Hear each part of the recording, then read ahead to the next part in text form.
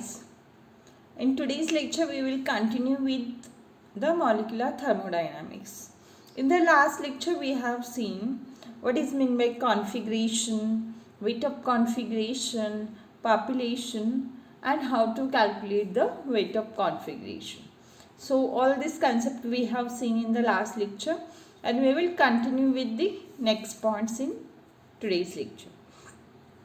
So in today's lecture we are going to discuss some points like equal probability of configuration, dominating configuration, Boltzmann distribution law, and the rule of undetermined multiplier. So these 4 points we are going to discuss in today's lecture. So first point is equal probability of configuration. So equal probability of configuration, here some assumptions are given. So there are some possibilities for the distribution of energy, and this possibility is equally probable. That is, we assume that suppose there is a vibrational state which contains a certain amount of energy, for instance, are as likely to be populated as a rotational speed states of same energy. Means simply there is no any bias towards any configuration that the system can adopt. It is a free roam, unhindered, undisturbed for all the configurations. Means simply the vibrational states are equally populated as a rotational states. So simply all the possibilities for the distribution of energy are equally probable. That is, we assume that the vibrational state of certain energy, for instance, are as likely to be populated as a rotational speed states of same energy. Means we can assume that the vibrational state is populated as the rotational state also, and the system can adopt the configuration which is free, roam unhindered, and undisturbed for all the configurations. So this is the equal probability of configuration, and therefore each configuration will be visited exactly in the proportion of the statistical weight, as we have seen in the last lecture. Weight of configuration means the number of ways by which we can rearrange a group of units. Simply we have considered 123, we can rearrange this in terms of the 321, 132, etc. So simply this is a statistical weight by which we can rearrange a group of numbers or molecules.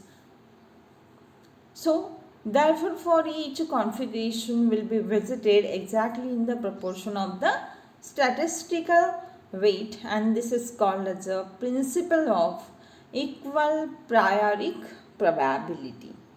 So this is the principle of equal probabilic priority or the prioric probability.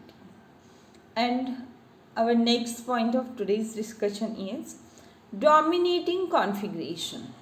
So the dominating configuration can be found by looking for the values of number of molecules that are the Ni that leads to the maximum value of the weight of configuration, that is W. Means we are looking for the dominating configuration which can be found by taking value of the number of molecules which are ith number of molecules and which leads to the maximum value of the weight of configuration, that is dln W is equal to 0 or dW is equal to 0. So W is a function of the Ni. As we know, the W, that is the weight of configuration, depends on the number of molecules, as its definition is total number of molecules divided by the number of molecules present in the each energy state. That is a n factorial divided by n0 factorial into n1 factorial into n2 factorial and so on. This is the definition of the weight of configuration. So we can say that W is a function of Ni or the number of molecules, and we are looking for the condition dW is equal to 0 or dlnW is equal to 0. And there are two important restrictions. First restriction is total number of molecules in the system are constant. As we have seen, summation of Ni is equal to capital N, means total number of molecules are constant. And second restriction is only permitted configuration are that which corresponds with the specified constant energy of the system. As we have seen, again energy is associated with the number of particles. So simply obviously energy will be constant for the system. So first restriction is the total number of molecules are constant, and second restriction is there the energy related to number of molecules is again constant for the system. So these are the restrictions to get a condition dW is equal to 0 and dlnW is equal to 0, or to attain the weight of configuration maximum. D shows the change in weight of configuration, and dlnW again it shows the change in the ln of weight of configuration, and we want value is equal to 0, that is the maximum value of the W. So this is the dominating configuration. So simply dominating configuration can be attained by taking the value of Ni, which leads to give W value maximum, and W is a function of number of molecules. That's why we can attain a condition like dW is equal to 0 and dlnW is equal to 0, and there are two restrictions like summation of Ni is equal to capital N, that is the number of molecules are constant, and energy associated with that number of molecules is again constant for the system. Then most important point is the Boltzmann distribution law. So the Boltzmann distribution law is again related to the population. As we have seen the definition of population, population means the average number of molecules or number of particles which are distributed in the available energy states. So this is the population, and population in the configuration of the greatest weight depend on the energy of the state. Simply population is dependent upon the greatest weight which present in the energy state or the highly populated energy state. So expression which was given by the Boltzmann is Ni upon capital N is equal to e raised to in a bracket alpha minus beta Ei. So this is the Boltzmann distribution law. First is the ratio Ni upon capital N. Ni is the total number of molecules in the ith state divided by capital N, which is the total number of molecules present in the system, which is equal to e raised to alpha minus beta Ei. Here alpha and beta are the constants, and beta is equal to 1 upon kT. Here beta is a constant whose value is 1 upon kT. K is a Boltzmann constant, 1.23 into 10 raised to minus 23 joule per Kelvin. This is the value of Boltzmann constant K, and T is the thermodynamic temperature. So simply Ei is the energy of the ith state. So this is the Boltzmann distribution law. Ni upon capital N is equal to e raised to alpha minus beta Ei. Here Ni is the number of molecules in the ith energy state. Capital N is the total number of molecules present in the system. Ni upon N is called as a population of the state or the population of the system, and Ei is the ith energy state. K is the Boltzmann constant, which value is 1.23 into 10 raised to minus 23 joule per Kelvin. And the rule of undetermined multiplier is here. A rule of undetermined multiplier, here principle is given. A constraint should be multiplied by a constant and then added to the main variation equation. This is the main rule of undetermined principle. So we will see what is meant by constraints and the main variation equation. Simply there are two constraints. See here, two constraints are summation of d into ni is equal to 0. d and I shows the change in number of molecules. D represents the change. So simply summation of d and I is equal to 0. This is first constraint. And second constraint is summation of ei into d and I is equal to 0. So these two constraints are multiplied by a constant, that is alpha and beta, which we have seen here in the last equation, alpha and beta. These are the constant. So we have to use this constant again here. So these two constants are multiplied by plus alpha and minus beta and then added to the main variation equation of the dl and w. And we know the dl and w means change in the weight of configuration, which is associated with the number of molecules. So simply dl and w divided by d and I. Simply weight of configuration is associated with the number of molecules. So we have seen first part, a constant should be multiplied by a constant and then added to the main variation equation. So these are the two constants multiplied by plus alpha and minus beta respectively and then added to the expression of the dl and w. And the variables are then treated as though they were all independent and constants are evaluated at the end of the calculations. So we have to multiply these two constraints, first one by plus alpha and second one by minus beta, and then finally we are going to evaluate the alpha and beta. So we will see here are the two constants. Summation of ei into dni is equal to 0 and summation of dni is equal to 0.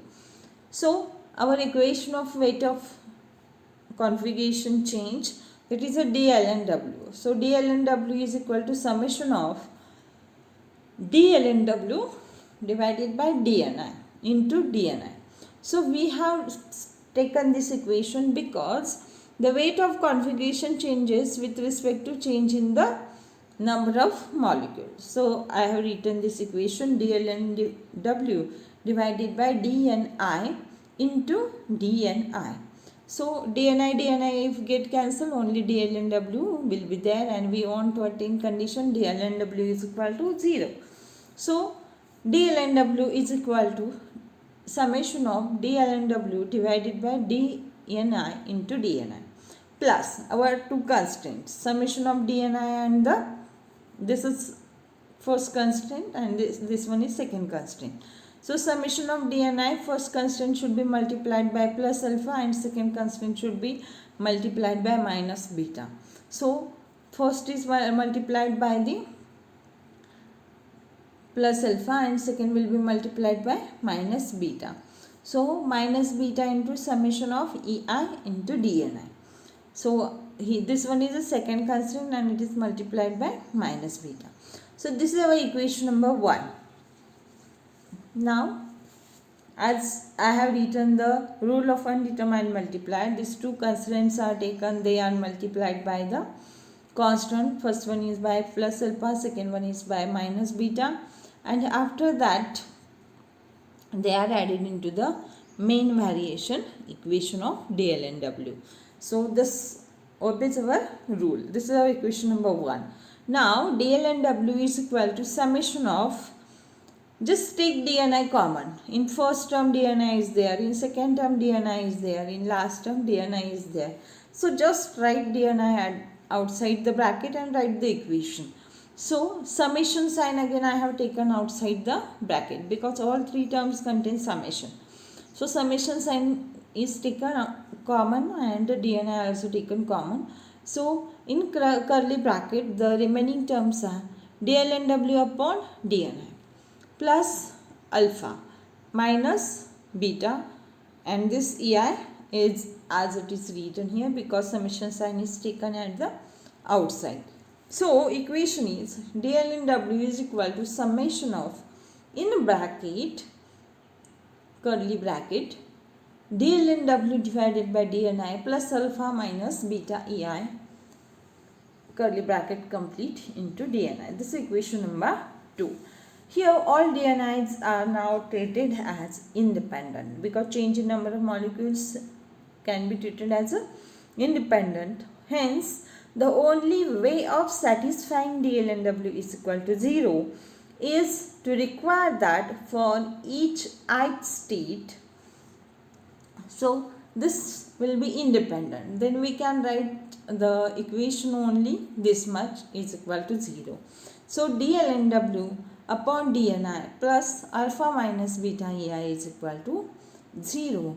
Here this is equation number 3 and this is known as a rule of undetermined multiplier.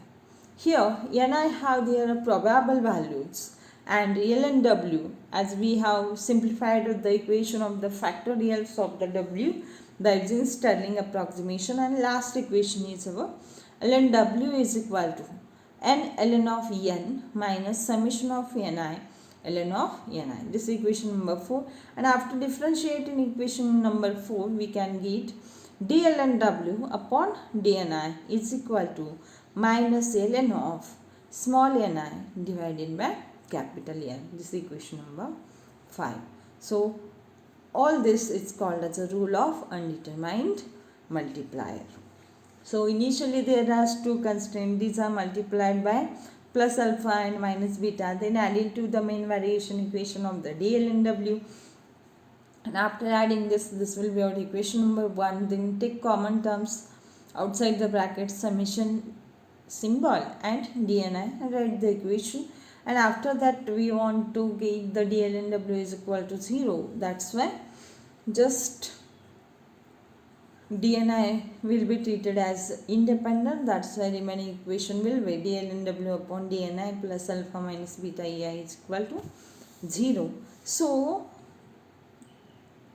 we know the equation of the lnw which we have derived in the last lecture, n ln of en minus summation of ni ln of ni. Here capital N shows the total number of molecules present in the system and small ni represents the number of molecules present in the each energy state up to ith state. So simply by differentiating equation number 4 we will get the value of dlnw upon dni, and that value will be minus ln of ni upon n. This will be equation number 5. If you want to put this equation 5 in equation 3, then we will get minus ln of ni upon n plus alpha minus beta ei is equal to 0. So this overall is the rule of undetermined multiplier.